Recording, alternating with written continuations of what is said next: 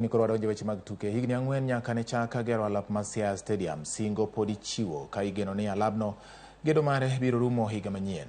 Alabno ma wachore ni biro muonyo omenda maromo $495 ka otieke nyalo kelo lokruok ne johera mag adhula e alwora ma Siaya ka nyaka sani jotugo tiyo gi pewe mar rang'iny margi ni piny. Jafwambo marwa George Amolo notimo limbe e paw tuke ma Siaya Stadium kendo losona lipot kaluwore kod chal mar alabno.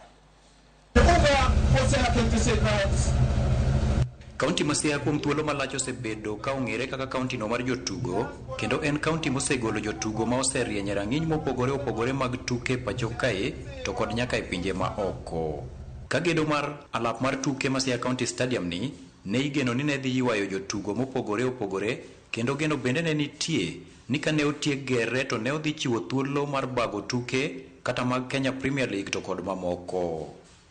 Wan gi geno nikech stadium duong' kendo no obedo design e yo manyasani korumo Siaya obedo mamor kendo obro miyo wa tich mayot hosting nyasi madongo mabiro Siaya ka. Gedo mar paw tuke ni ne ochaki e higa 2019 kendo pod odhi nyime kidam ka osebed mana ka ichiwo singo kinde ka kinde mar chieng' ma ibiro tiekie gedo mare. We are happy that work has resumed and hopefully by the end of March latest the stadium will be ready for use. Sani jotugo mang'eny ma okoso alap ma gigoyo orako ka thothgi koro chuno mondo mi okonyre mana gi pewe mag sikunde, kendo moko bende onge kuonde tiegruok nyaka ne lor paw tuke mar Siaya County Stadium lo higni 4 mokalo. Miyo koro giywak ni mondo mi orue chenro mar tieko gedo mar paw tuke ni. Pap maduong' monego bed ni watuge mar stadium ma Siaya osebed kigere from chakre 2019 pok otieke nyaka sani.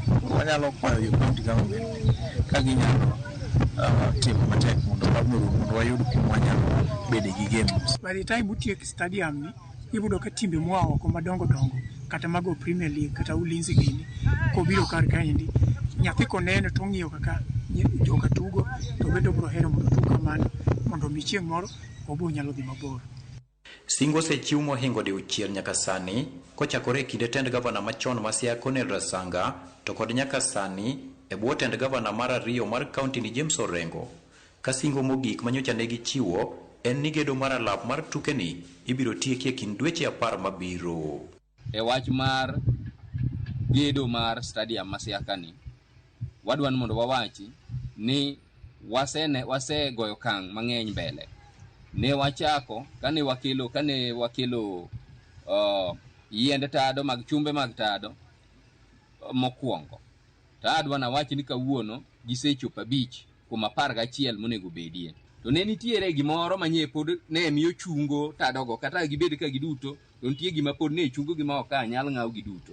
To mano ne en chweyo beams mantiere kacha ka gichalo rasir mag tado, chweyo rasir mag tado mabathe koni to kod makoni. Kalure ka kigere wan kod geno ni kochopo tarik 30 dwe mar 1 biro yudo ka tado kuruse neno kata kod tije moko mabende olure kod stadium kaka weche mag pi kod stima bende ochopo okang' moro. Higni 4 nyaka ne chak gedo mar alabni, gedo mare pod dhi nyime kendo osebed ka singo ichiwo kinde ka kinde mar chieng' ma ibiro tieke.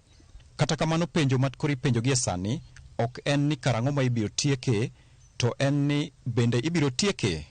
George Amolo, Ramogi TV, Siaya County.